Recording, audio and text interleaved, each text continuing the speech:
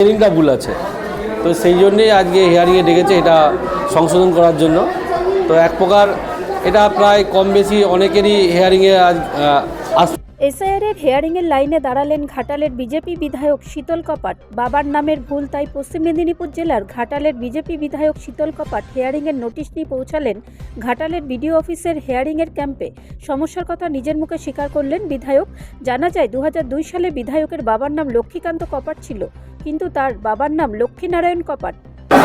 আমাদেরকে দুদিন আগে নোটিশ দেওয়া হয়েছে যে হিয়ারিং হবে এসআইআরের, দিয়ে ভোটার তালিকায় নতুন করে ভোটার কার্ড তৈরি হবে। সেইভাবেই আজকে আমরা এসেছি। তো আমাদের কাগজপত্র মোটামুটি সব ঠিকঠাকই আছে। হিয়ারিংয়ের মাধ্যমে আমাদের সরকারি বিএলও যে ছিলেন, যিনি আমাদের 226 নম্বর বুথে সম্মানীয়া শর্মা পাল মহাশয়া, উনি বলছেন যে বাবার নামের সঙ্গে আপনার ভোটার কার্ডের মানে বাবার যে ভোটার তালিকা 2002, সেই ভোটার তালিকার যে নামটা আছে বর্তমানে তোমার যে ভোটার কার্ডে যে বাবার নামে স্পেলিংটা ভুল আছে। তো সেই জন্যেই আজকে হিয়ারিংয়ে ডেকেছে এটা সংশোধন করার জন্য। তো এক প্রকার এটা প্রায় কম বেশি অনেকেরই হিয়ারিংয়ে আসছে দেখছি। তো এক্ষেত্রে আমরা মনে করছি যে ভোটার তালিকা স্বচ্ছতার সাথে প্রকাশ করা হবে বলেই সেই জন্য নির্বাচন কমিশনার এই ধরনের ব্যবস্থা নিয়েছে। তো অনেকেই বিভ্রান্ত হচ্ছে, অনেকেই যাতায়াত করে হয়রান হচ্ছে। তো সে জায়গায় হয়তো সমস্যা হচ্ছে, কিন্তু আগামী দিন এই তালিকাটা পরিষ্কার পরিচ্ছন্ন হবে।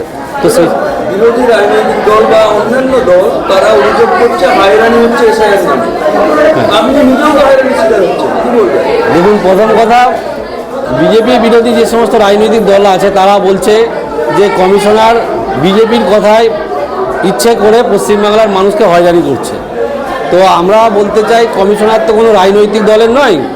যদি কমিশনার বিজেপির বা বিজেপি এসব করতো, তাহলে আমিও তো বিজেপির প্রতীকে জয়লাভ করা বিধায়ক, তাহলে আশা করি আমাকে আসতে হতো না।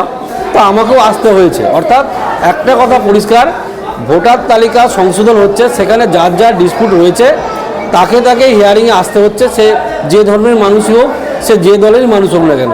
তো আমরা বলবো যে এটা হয়তো কষ্ট হচ্ছে, যাতায়াত করতে হচ্ছে, অসুবিধা হচ্ছে, কোনো পরিযায়ী শ্রমিক দাদা ভাইরা রয়েছে তাদেরকেও এসে ভোটার তালিকায় নাম তুলতে হচ্ছে।